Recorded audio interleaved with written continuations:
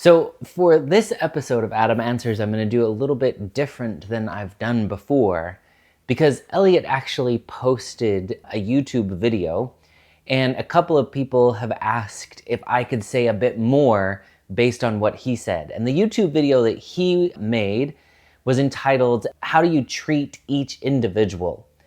And he kind of walked this line of solution-focused brief therapy is something that can be applicable for every single person versus how do we treat each person as an individual and not necessarily as a stereotype or somebody who fits into a particular box.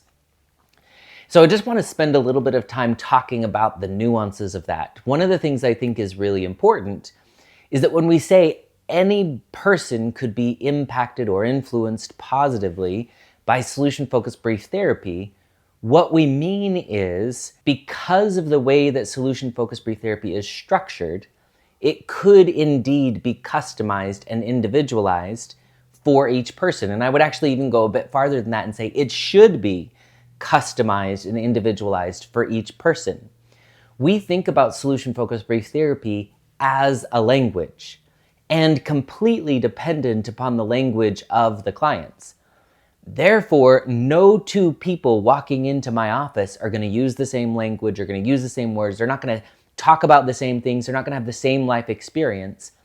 And therefore, because it's completely dependent on their language, inherently, every single session is going to be different.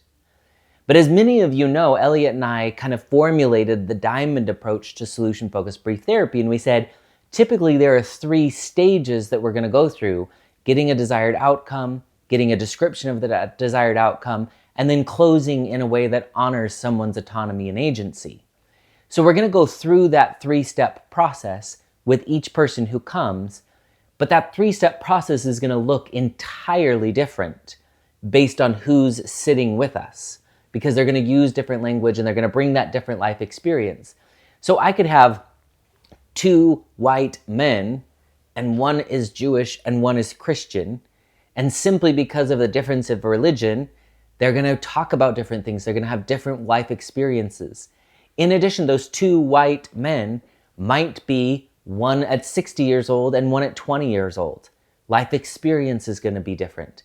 But I could even have 2 20-year-old white men who are Christian, and still they're going to talk about things that are different. They're going to have different opinions. They might have different political views. They might come from different places. So inevitably, when we think about people, there are no 2 people who are the same.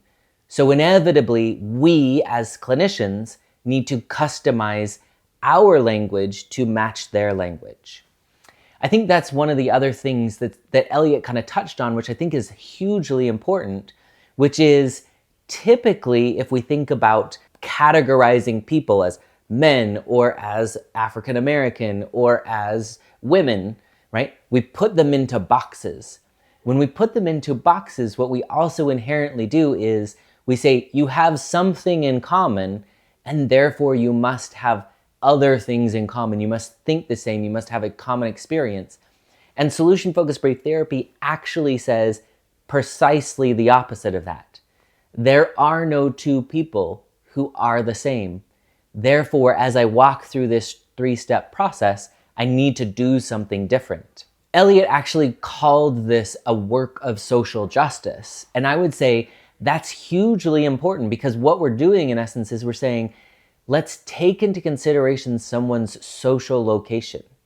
Let's take into consideration someone's lived experience. And then the onus, the responsibility for adapting to that lived experience or to that social location is mine as the clinician. I'm not asking the client to get on board with what I'm doing, but instead it is my job to learn their language, to speak their language, to pick it up, to use it, to only talk about things that they allow me to talk about, therefore honoring their autonomy. I think honoring of autonomy is a huge social justice stance of saying, I don't have more power than you do. My opinion of what you need to do or what you need to talk about is more important than your opinion of you and what you need to talk about. And so I think that's really, really important. Beyond all of that, and beyond some of the things that Elliott talks about, I think there's also an ethical mandate here. We are guided by an ethical mandate to do no harm. And if I put two people in the same category and I say, oh, you must both think this, or you must both experience this, and I make assumptions about them, inevitably I will harm at least one, if not both of them, because they will be different. By jumping to conclusions, I force my power or my privilege upon them, and I say, what I think is more important than what you think. And so I violate that ethical mandate. In addition to that, we are taught, we have an ethical standard that says, do justice, deal with people in a just way, treat every single person the same. When we think about people and put them into boxes like Elliott was talking about, sometimes we put them into boxes by diagnoses, right? And we say, oh, you're depressed, you go in this box. Or you've experienced trauma, you go in this box. And one of the things that happens as we do that is that we then say, oh, I need to treat depressed people differently than I need to treat traumatized people. Oh, I need to treat people who have postpartum depression differently than I need to treat people who have anxiety. And the reality by doing that is that we inherently set up an unjust system. Some people get safety plans and some people don't. Some people get a high level of care and some people don't. Some people have a lifetime of therapy that's thrown upon them as an expectation, and some people say, oh, you could be fixed in 2 sessions.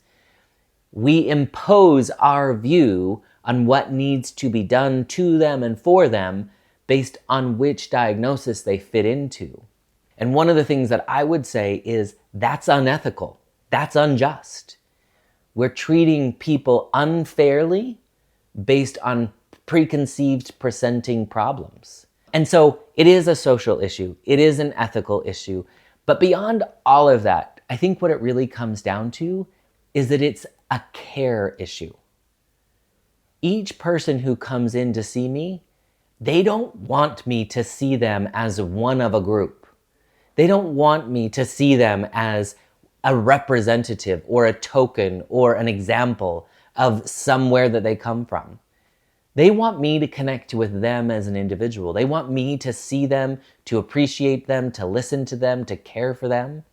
And so the reality is, anytime we clump people into larger groups of people, what we're doing is we're violating the level of care that we should be giving them. And I think that, for no other reason, is the primary reason that we should say, I just need to meet each person and customize this 3-step process to them, because that's caring. That's how this work should be done.